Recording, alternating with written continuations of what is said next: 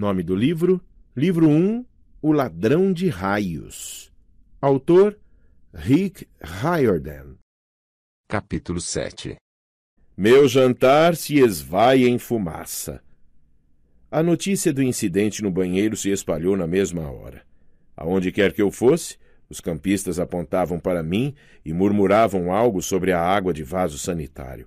Ou talvez apenas olhassem para Annabeth, que ainda estava bastante encharcada. Ela me mostrou mais alguns lugares: a oficina de metais, onde as crianças forjavam as próprias espadas, a sala de artes e ofícios, onde sátiros jateavam com areia uma estátua gigante de um homem-bode, e a parede para a escalada, que na verdade consistia em 2 paredes que se sacudiam violentamente, deixavam cair rochas, espalhavam lava e colidiam uma com a outra se a gente não chegasse ao topo bem depressa. Finalmente retornamos ao lago de canoagem, de onde a trilha levava de volta aos chalés. Tenho treinamento, disse Annabeth secamente. O jantar é às 7h30. Você só tem de seguir o pessoal do chalé até o refeitório.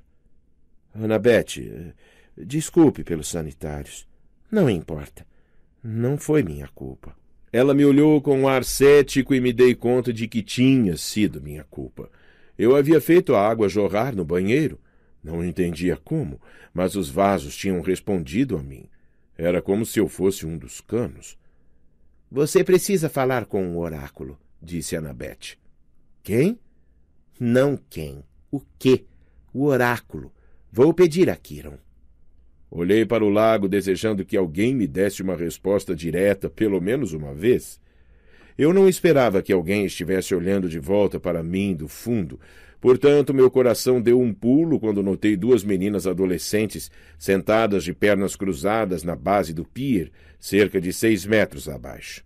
Vestiam jeans e camisetas verdes cintilantes, e os cabelos castanhos flutuavam soltos em volta dos ombros, enquanto peixinhos passavam por entre eles. Elas sorriram e acenaram como se eu fosse um amigo há muito perdido. Eu não sabia que outra coisa fazer. Acenei de volta. Não as encoraje, advertiu Annabeth. As náiades são flertadoras incontroláveis. Náiades, repeti, sentindo-me completamente estupefato. Já chega. Eu quero ir para casa agora. Annabeth franziu as sobrancelhas. Você não percebe, Percy? Você está em casa. Este é o único lugar na Terra seguro para crianças como nós. Você quer dizer crianças mentalmente perturbadas? Eu quero dizer não humanas. Não totalmente humanas, de qualquer modo. Meio humanas. Meio humanas e meio o quê? Acho que você sabe. Eu não queria admitir, mas sabia sim. Sentia um formigamento nos membros, uma sensação que às vezes me tomava quando minha mãe falava sobre meu pai. Deusas, disse eu. Meio deusas. Annabeth assentiu. Seu pai não está morto, Percy. Ele é um dos olimpianos. Isso é loucura. Será? Qual é a coisa mais comum que os deuses faziam nas velhas histórias? Eles andavam por aí se apaixonando por seres humanos e tendo filhos com eles. Você pensa que eles mudaram os hábitos nos últimos poucos milênios? Mas isso são apenas... Eu quase disse mitos de novo. Então me lembrei do aviso de Kiron de que daqui a 2000 anos eu poderia ser considerado um mito. Mas se todos aqui são meio deuses... Semideuses, disse Annabeth. Esse é o termo oficial. Ou meio-sangues. Então quem é seu pai? As mãos dela se apertaram em volta da balaustrada do pier. Tive a sensação de que acabara de tocar em um assunto delicado. Meu pai é um professor em West Point, disse ela. Não vejo desde que era muito pequena. Ele ensina história americana. Ele é humano? O quê? Está pensando que tem de ser um deus homem encontrando uma mulher humana atraente e não o contrário? Sabe que isso é machismo? Então quem é sua mãe? Chalé 6. O que significa? Annabeth endireitou o corpo. Atena, deusa da sabedoria e da guerra. Certo, pensei. Por que não? E meu pai? Indeterminado, disse Annabeth, como eu lhe disse antes. Ninguém sabe. A não ser minha mãe. Ela sabia. Talvez não, Percy. Os deuses nem sempre revelam sua identidade.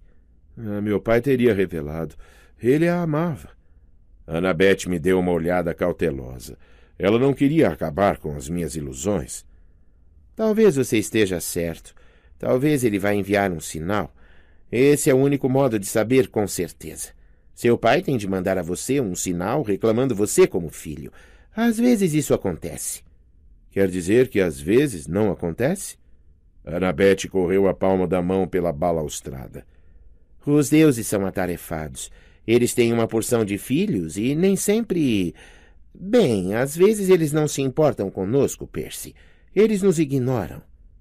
Pensei em algumas das crianças que tinha visto no chalé de Hermes, adolescentes que pareciam mal-humorados e deprimidos, como se estivessem esperando por um chamado que nunca viria. Conhecera crianças assim na Academia Iense, descartadas para internatos por pais ricos que não tinham tempo para lidar com elas. Mas os deuses deviam se comportar melhor. Então eu estou encalhado aqui, disse eu. É isso? Pelo resto da minha vida? Depende, disse Annabeth. Alguns campistas só ficam no verão. Se você é filho de Afrodite ou Deméter, provavelmente não é uma força realmente poderosa. Os monstros podem ignorá-lo, e então você pode se arranjar com alguns meses de treinamento de verão e viver no mundo mortal pelo resto do ano. Mas para alguns de nós, sair é perigoso demais. Temos de ficar o ano inteiro. No mundo mortal, atraímos monstros. Eles percebem nossa presença. Vêm nos desafiar. Na maioria das vezes, eles nos ignoram até termos idade suficiente para causar problemas. Cerca de 10 ou 11 anos. Mas depois disso, muitos dos semideuses vêm para cá ou são mortos. Alguns conseguem sobreviver no mundo exterior e se tornam famosos. Acredite, se eu lhe contasse os nomes, você os conheceria. Alguns nem sequer se dão conta de que são semideuses. Mas poucos, muito poucos, são assim. Então os monstros não podem entrar aqui? Annabeth sacudiu a cabeça.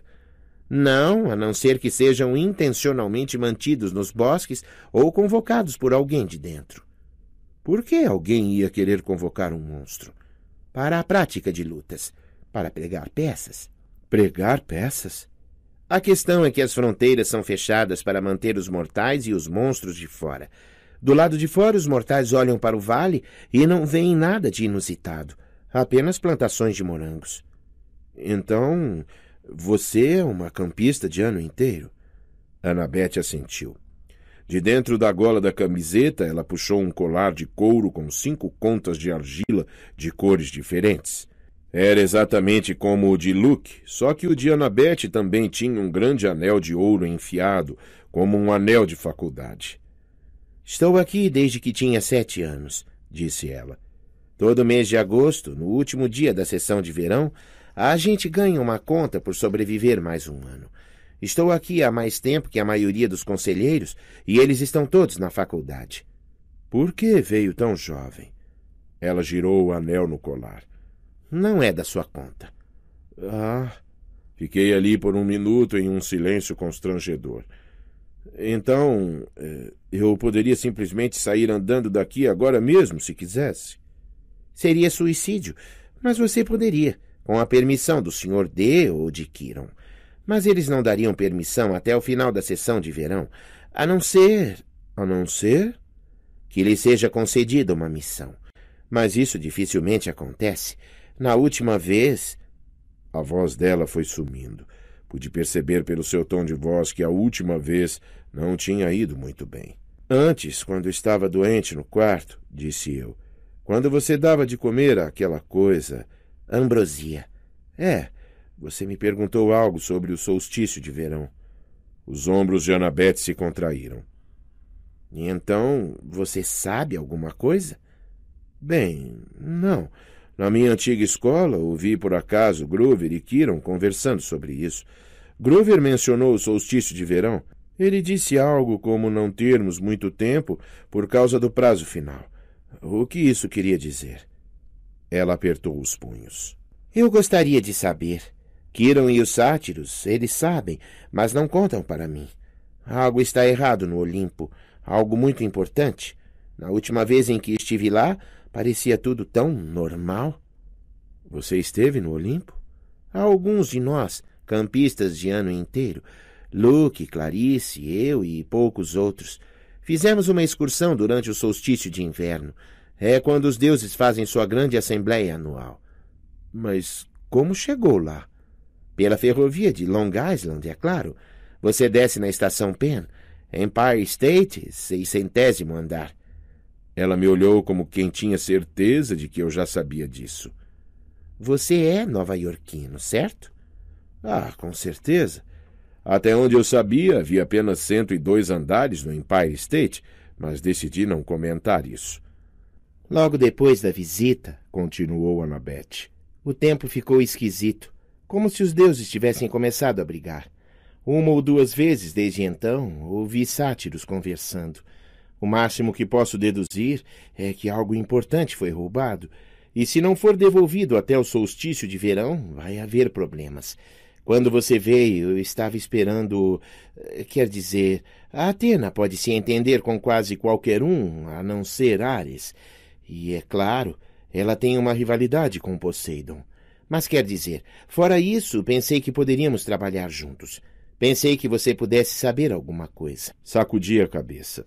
Gostaria de poder ajudá-la, mas estava com fome, cansado e mentalmente sobrecarregado demais para fazer mais perguntas. Preciso conseguir uma missão, murmurou Annabeth consigo mesma.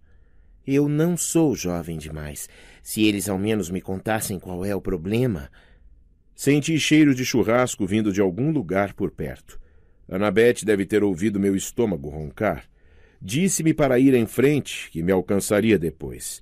Eu a deixei no pier, correndo o dedo pela balaustrada como se estivesse desenhando um plano de batalha. De volta ao chalé 11, todo mundo estava falando e se divertindo, esperando o jantar.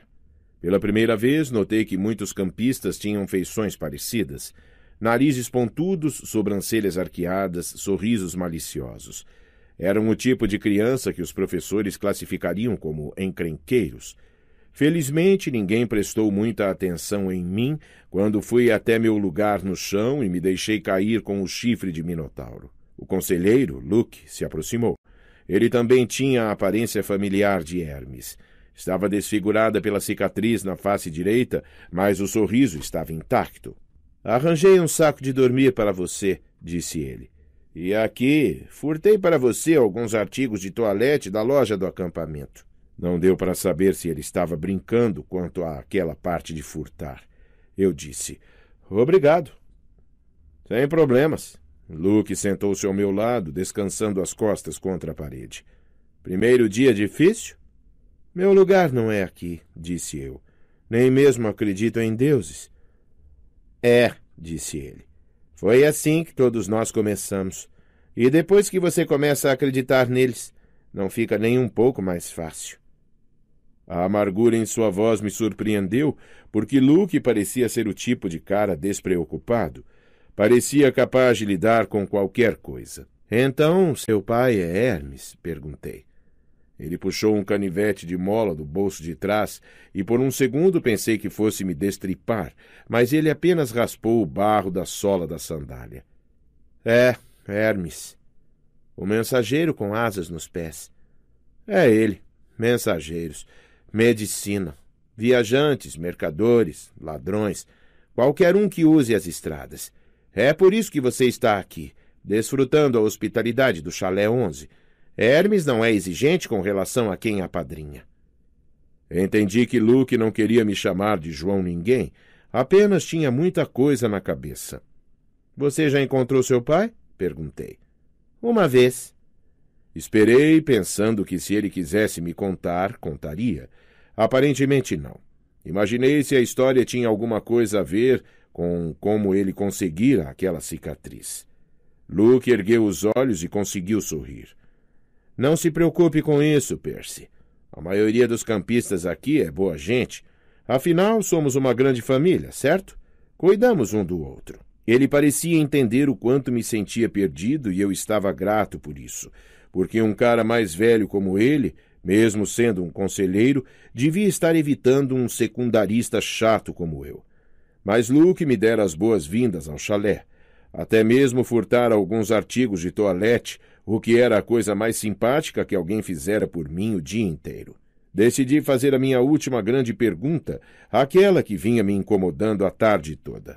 Clarice, de Ares, debochou sobre eu ser um dos 3 grandes. Depois, Annabeth, ela falou 2 vezes que eu poderia ser o cara. Disse que devo falar com o oráculo.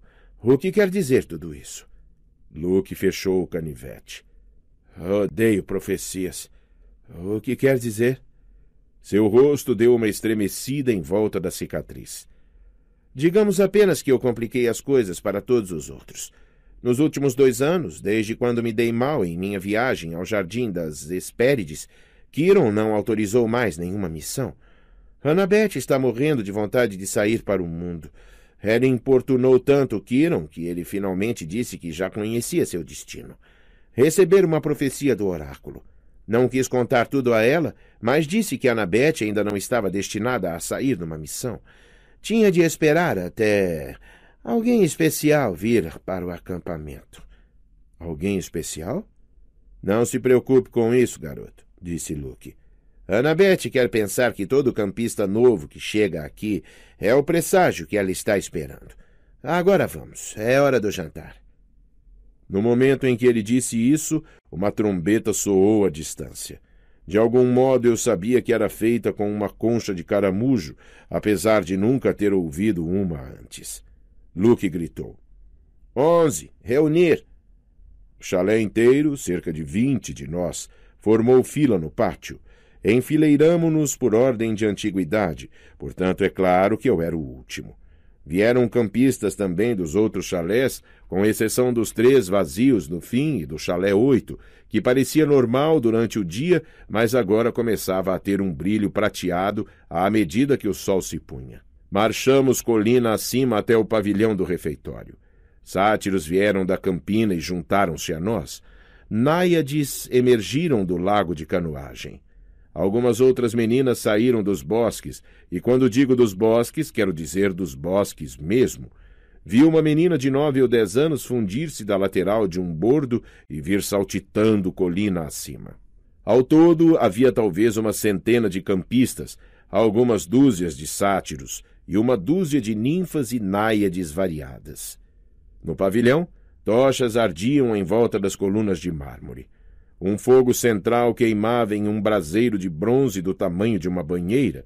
Cada chalé tinha sua própria mesa, coberta com uma toalha branca com detalhes em roxo. 4 mesas estavam vazias, mas a do chalé 11 era superlotada. Tive de me espremer na ponta de um banco, com metade do traseiro para fora. Vi Grover sentado à mesa 12 e um par de meninos loiros gorduchos bem parecidos com o Sr. D. Quiron ficou em pé ao lado, pois a mesa de piquenique era muito pequena para um centauro. Annabeth sentou-se à mesa 6 com um bando de crianças atléticas de aparência séria, todas com olhos cinzentos e cabelo loiro da cor do mel. Clarice sentou-se atrás de mim à mesa de Ares. Parecia recuperada do banho, pois estava rindo e arrotando ao lado das amigas. Finalmente, Quiron bateu o casco contra o piso de mármore do pavilhão e todos se calaram. Ele ergueu um copo. Aos deuses! Todos ergueram os copos. Aos deuses! Ninfas do bosque avançaram com bandejas de comida. Uvas, maçãs, morangos, queijo, pão fresco, ricim, churrasco. Meu copo estava vazio, mas Luke disse, fale com ele, qualquer coisa que queira. Não alcoólica, é claro.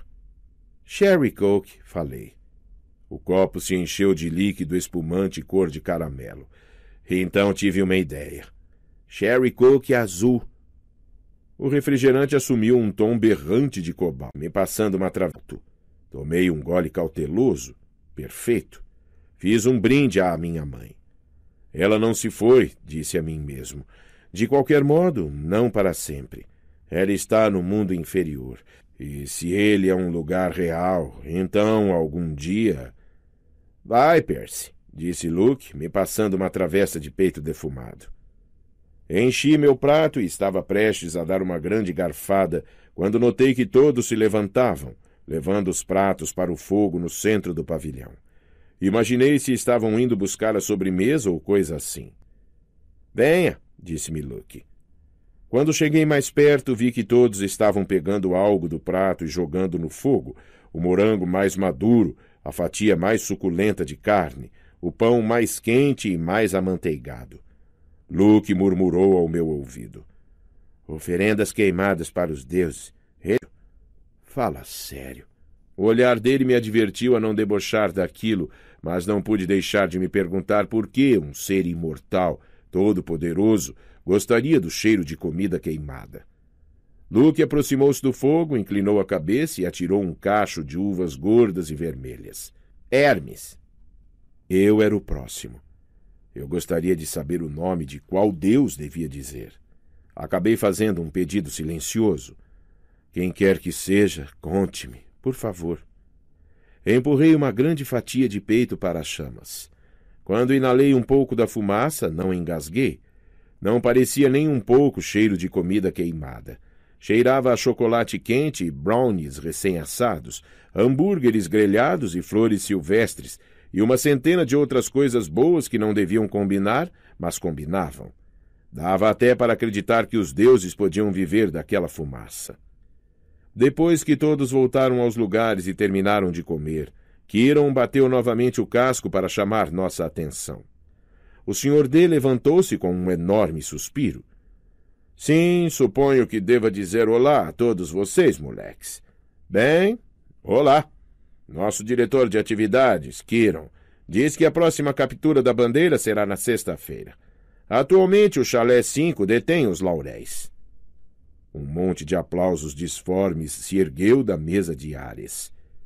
Pessoalmente, continuou o Sr. D, não me importo nem um pouco, mas congratulações.